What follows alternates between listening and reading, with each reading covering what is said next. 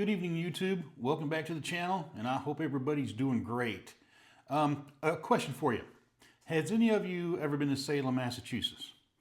I've actually been there a few times, and each time I've been there, I've looked for miniature houses and buildings that are associated with the Salem Witch Trials. I've been to shops everywhere in that town, and you would think that a town like Salem, with that kind of a history, the gift shops would just be overflowing with these miniatures so they could sell them. So what I decided to do is I like to collect miniature buildings, and I have a couple right here. This one is just Nubble Lighthouse. It's up there in York, Maine. I went up there on vacation, so I picked that up. And then I went over to Britain, and this, of course, is Windsor Castle in England.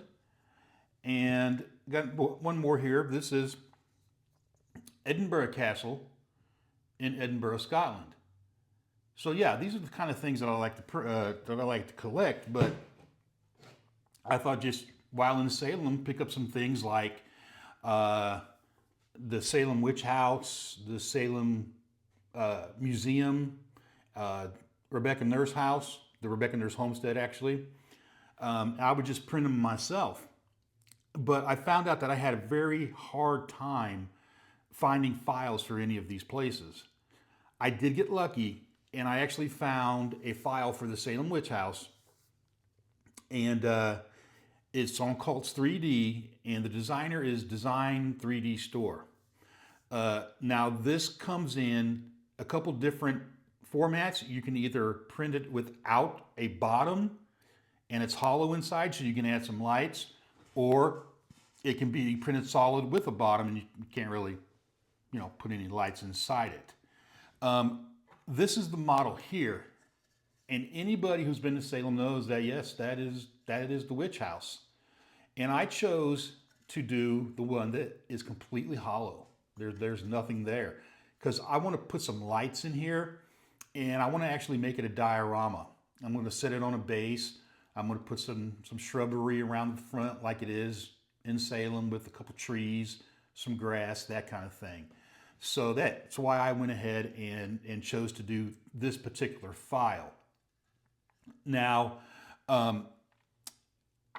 this is a 12-hour print, and it has an awful lot of supports. But two things here. The supports, they come off extremely easy, even on the very detailed stuff, like these windows here. You'll see the cross latching or hatching, whatever it's called. You'll see all that stuff on the windows. Even with supports on that, I didn't break one of them at all.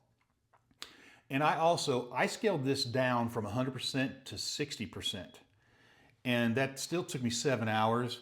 But so you can scale it down, but the smaller you make it, you're going to lose some more of the fine details. Like you have these little things that hang down right here.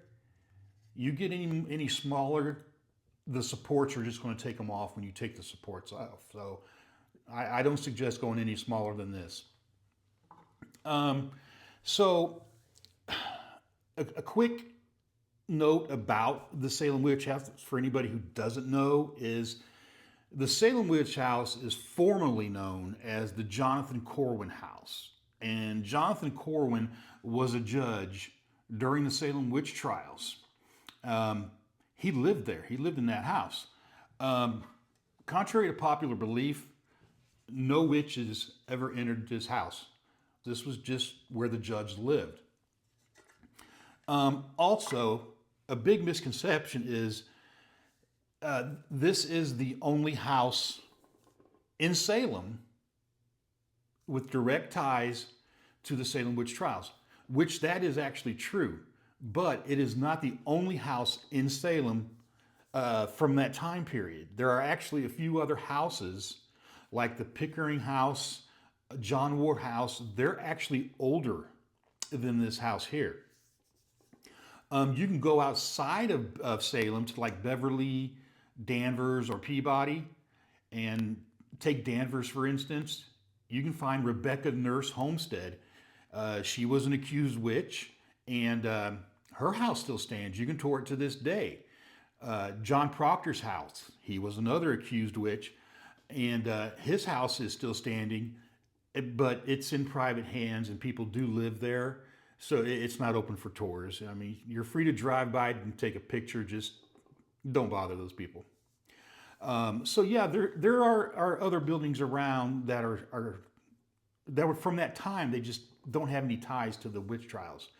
So the whole point of the video here, I guess, is I'm going to try to do a collection of historical first period homes from Salem, the Salem area, Salem, Danvers, Peabody, Beverly, that area.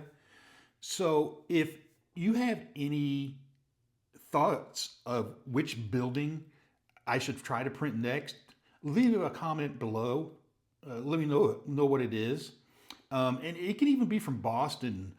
Things like the building where the Boston Massacre took place, or the old bookstore, Faneuil Hall, Quincy Market, or even Paul Revere's house. You know, Paul Revere's house would be a great one to do. So just leave in the comments which building or house you think I should try to do next. And the one that gets requested the most, I will try to print that. And I say try because what I mean is I'll look for a file. And if I can find the file, I'll print it and I'll showcase it. We'll review it and everything else. But if I can't find a file, then I promise I'll try to design it myself. The only thing is I'm not very good at designing architecture for 3D printing.